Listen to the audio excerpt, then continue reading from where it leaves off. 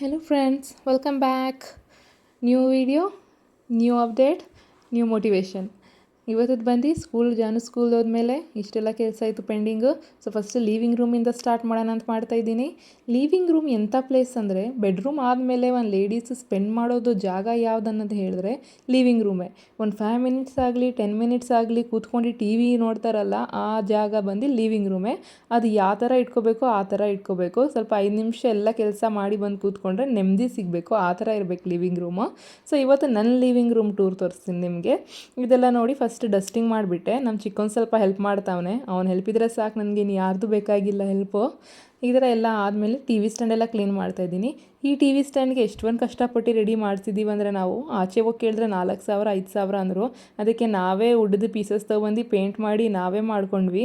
ಅದಕ್ಕೆ ಇವಾಗ ನಾವು ಅಷ್ಟು ಕಷ್ಟಪಟ್ಟಿರೋದಕ್ಕೆ ಇದಕ್ಕೆ ಎಷ್ಟೊಂದು ಹೆಸರು ಬಂದಿದೆ ಗೊತ್ತಾ. ನಮ್ಮ ಮನೆ ಓನರವರಾಗಲಿ ಯಾರನ್ನಾಗಲಿ ಇದನ್ನು ನೋಡಿದ್ರೆ ಎಷ್ಟು ಚೆನ್ನಾಗಿದೆ ಅಲ್ಲ, ಎಷ್ಟು ಚೆನ್ನಾಗಿ ಸೆಟಪ್ ಮಾಡ್ಕೊಂಡಿದ್ದೀರಲ್ಲ ಅಂತ ಇದು ಮಾಡ್ತಾರೆ. ಇದೆಲ್ಲ ಕೆಳಗಡೆ ನಮ್ಮ ಸಾತ್ವಿ ಕುಟುಂಬದವಾಗಿಂದ ನಮ್ಮ ಮನೇಲಿ ಗಾಡಿಗಳನ್ನೋದು ಜಾಸ್ತಿ ಆಗಿಬಿಟ್ಟಿದೆ. ಇದೆಲ್ಲ ಲಿವಿಂಗ್ ರೂಮ್ ಆದಮೇಲೆ ಇದು ನಾರ್ಮಲ್ದು ವಿಂಡೋಸ್ ಇದೆಲ್ಲ ಡಸ್ಟಿಂಗ್ ಮಾಡ್ಕೊಳ್ಳೋಣ. ಲಿವಿಂಗ್ ರೂಮ್ ಕಿಚನ್ನು ಪರ್ಟಿಕ್ಯುಲರಾಗಿ ಇದೇ ಇಂಪಾರ್ಟೆಂಟ್ ಅಲ್ಲ, ಎಲ್ಲ ಮನೆಯದು ಎಲ್ಲ ಇದು ಇಂಪಾರ್ಟೆಂಟೇ. ಎಲ್ಲದಕ್ಕೂ ಹೆಂಗೆ ನಾವು ಕ್ಲೀನ್ ಇಟ್ಕೊಳ್ತೀವಿ ಅಷ್ಟೊಂದು ಬೆಟರ್ ಅಲ್ಲ. ಸೊ ಇವತ್ತು ಲಿವಿಂಗ್ ರೂಮ್ ಎಲ್ಲ ಕ್ಲೀನ್ ಮಾಡಿಬಿಟ್ಟೆ, ಎಲ್ಲ ಡಸ್ಟಿಂಗ್ ಆಗಿ ಇದೆಲ್ಲ ಕ್ಲೀನ್ ಮಾಡಿಬಿಟ್ಟೆ. ಇವತ್ತೆಲ್ಲ ಗಿಡಗಳೆಲ್ಲ ನಾನು ಇಲ್ಲಿ ರಿಯಲಾಗಿ ಇಟ್ಟಿದ್ದೆ, ಬಟ್ ಏನೋ ಇಲ್ಲಿ ಇಂಡೋರ್ ಪ್ಲ್ಯಾಂಟ್ಸ್ ಇಲ್ಲಿ ಇದ್ದಿಲ್ಲ, ಬಿಸಿಲೇ ಬೀಳಲ್ಲ. ಗ್ರೌಂಡ್ ಫ್ಲೋರ್ ಇರೋದಕ್ಕವಾಗಿಂದ ನಾವು ಬಿಸಿಲೇ ಬೀಳಲ್ಲ, ಅದಕ್ಕೆ ತೆಗ್ಬಿಟ್ಟು ಎಲ್ಲ ಪ್ಲಾಸ್ಟಿಕ್ ಇಟ್ಬಿಟ್ಟಿದ್ದೀನಿ. ಎಲ್ಲ ಲಿವಿಂಗ್ ರೂಮ್ ಕ್ಲೀನ್ ಆಯಿತು. ಇವಾಗ ಏನೇನೋ ಹೋಗಿ ಕಿಚನ್ಗೆ ಹೋಗೋಣ. ಕಿಚನ್ಗೆ ಹೋಗಿ ಏನಿದೆ ಕೆಲಸ ಅಂತ ನೋಡೋಣ ಅಂತ ಫಸ್ಟ್ ಅಡುಗೆ ಮಾಡ್ತಾಯಿದ್ದೀನಿ. ನಮ್ಮ ಯಜಮಾನ್ರು ಬಂದುಬಿಡ್ತಾರೆ ತಿನ್ನೋಕ್ಕೆ ಊಟ. ಇವಾಗ 3 ಗಂಟೆ ಆಗ್ತಾಯಿತ್ತು, ಅದಕ್ಕೆ ಲಂಚ್ ಮಾಡಿಬಿಡೋಣ ಅಂತ ಲಂಚ್ ಮಾಡ್ತಾಯಿದ್ದೀನಿ.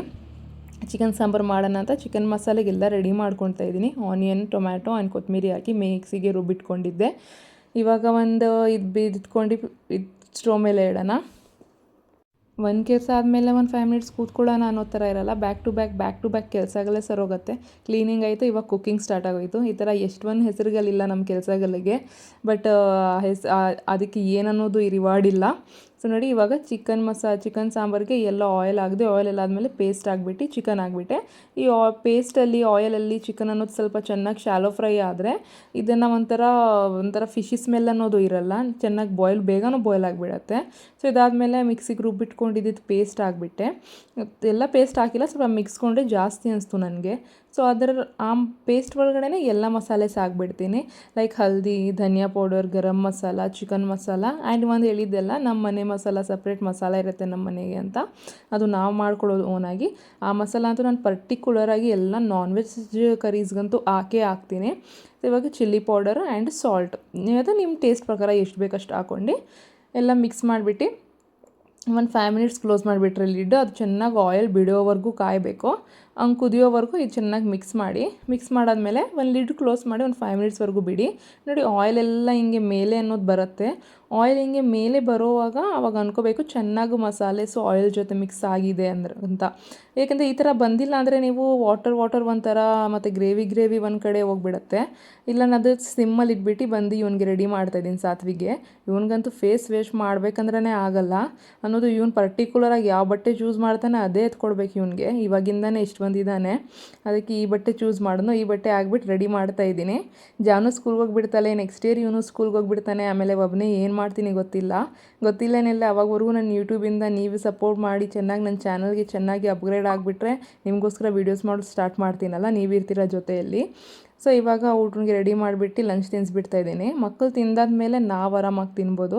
ಅಷ್ಟೊತ್ತಿಗೆ ಜಾನು ಸ್ಕೂಲಿಂದ ಬಂದುಬಿಟ್ಲು. ಜಾನು ಅಂತೂ ಡ್ಯಾಡಿ ಇವತ್ತು ಹೋಗಿಲ್ಲ, ಬಸ್ ಎಲ್ಲೇ ನಿಲ್ಲಿಸ್ತಂತ ಬಸ್ಸಿಂದ ಇಳ್ಬಿಟ್ಟು ಹಿಂಗೆ ಬಂದುಬಿಟ್ಟಿದ್ದಾಳೆ. ಲೇಟ್ ಆದರೆ ಅವಳೇ ಬಂದುಬಿಟ್ಟಿರ್ತಾಳೆ. ನಾನು ಆ ಧೈರ್ಯ ಅನ್ನೋದು ಕಲಿಸಿದ್ದೀನಿ, ಡ್ಯಾಡಿಗೆ ವೇಟ್ ಮಾಡಬೇಡಮ್ಮ, ಡ್ಯಾಡಿ ಇಲ್ಲ ಅಂದರೆ ಬಂದುಬಿಡು, ನಿಂತ್ಕೊಂಡಿಡಬೇಡ, ಯಾರ ಜೊತೆನೂ ಬರಬೇಡ, ಒಬ್ಬರೇ ಸೈಡಿಂದ ಬಂದುಬಿಡು ಅಂತ. ಎಲ್ಲ ಲಂಚ್ ಬಾಕ್ಸ್ ಎಲ್ಲ ಸ್ನ್ಯಾಕ್ಸ್ ಬಾಕ್ಸ್ ಎಲ್ಲ ಚೆನ್ನಾಗಿ ತಿನ್ಬಿಟ್ಟು ಖಾಲಿ ಮಾಡ್ಕೊಬಂದಿದ್ದಾಳೆ. ಅಷ್ಟೊತ್ತಿಗೆ ಅವರು ಬಂದರು ಅವಳಿಂದೇನೆ. ಅವ್ರಿಗಂತೂ ಮಧ್ಯಾಹ್ನ ಸಾಯಂಕಾಲ ಪರ್ಟಿಕ್ಯುಲರಾಗಿ ಮುದ್ದೆನೇ ಬೇಕು. ಎಲ್ಲ ಮುದ್ದೆ ರೆಡಿ ಆಯಿತು. ನೋಡ್ತಾ ಇದ್ರೆ ತಿನ್ಬೇಕು ಅನಿಸ್ಬೇಕು, ಇರಬೇಕು. ರೆಸಿಪಿ ಶೇರ್ ಮಾಡಿದ್ದೀನಲ್ಲ, ಫಾಲೋ. ನೋಡ್ತಾ ಇದ್ರೇ ಸಾಂಬಾರನ್ನ ತಿನ್ಬಿಡೋಣ ಅನಿಸ್ತಾ ಇದೆ. ಏನು ನಿನ್ನ ತಲೆ ಹೋಗ್ಲಾಡಿಸ್ತಿದ್ದೆ ನಾನು ಹೇಳ್ತಾರೆ. ಅದೇ ನೀನು ಮಾಡಿರೋದು ನಿನಗೇನು ಇಷ್ಟ ಆಗುತ್ತೆ, ನಾನು ತಿಂದಮೇಲೆ ಹೇಳ್ಬೇಕಲ್ಲ. ನಾನು ನನಗೆ ನನ್ನ ಮೇಲೆ ಅಷ್ಟು ಕಾನ್ಫಿಡೆನ್ಸ್ ಇದೆ, ನಾನು ನೋಡು, ಚೆನ್ನಾಗೇ ಮಾಡ್ತೀನಿ. ಅವ್ರಿಗಾದ್ರೆ ಪಲಾವ್ಗಳು, ಚಿಕನ್ ಸಾಂಬಾರುಗಳು, ನಮ್ಗಾದ್ರೆ ಮುದ್ದೆ. ಇದು ಮಾರ್ನಿಂಗ್ದು ನಾವೇನಕ್ಕೆ ಬಿಸಾಕೋದು ಅಂತ ಡಸ್ಟ್ಬಿನ್ಗೆ ನಾವು ತಿನ್ನೋದು. ವೇಸ್ಟ್ ಮಾಡಿದಿರ. ಫುಡ್ ವ್ಯಾಲ್ಯೂ ಅನ್ನೋದು, ಅನ್ನ ವ್ಯಾಲ್ಯೂ ಅನ್ನೋದೇನು ನಿಮ್ಗೆ ಏನು ಗೊತ್ತು? ನಮ್ಗೆ ಗೊತ್ತಿಲ್ಲ. ಹೌದು ಬಿಡು, ನಮ್ಗೆ ಗೊತ್ತಿಲ್ಲ ಬಿಡು. ಯಾಕಂದ್ರೆ ಲೇಡೀಸ್ ಅನ್ನೋದೆಲ್ಲರೂ ಅಷ್ಟೇ.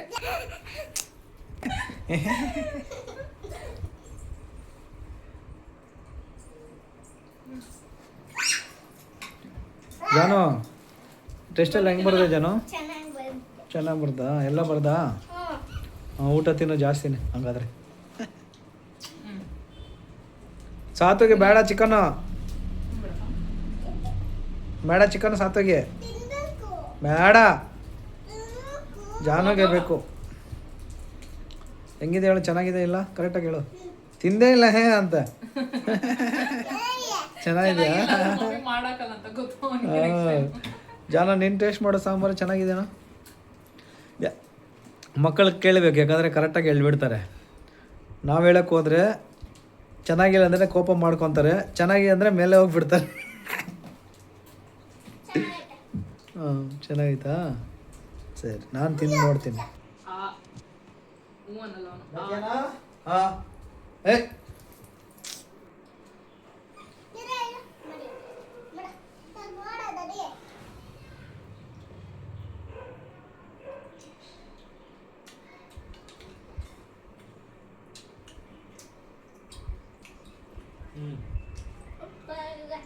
ರಿಯಲಾಗಿ ಸೂಪರ್ ಇದೆ, ಚೆನ್ನಾಗಿದೆ. Thank you.